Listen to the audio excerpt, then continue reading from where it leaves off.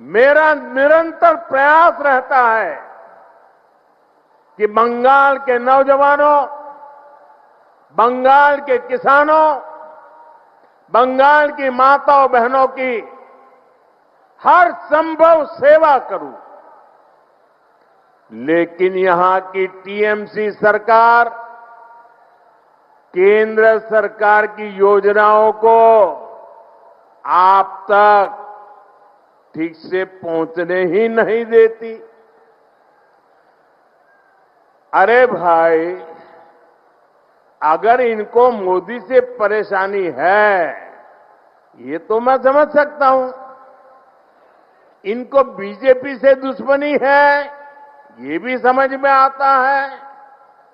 लेकिन टीएमसी तो बंगाल के लोगों से अपनी दुश्मनी निकाल रही है।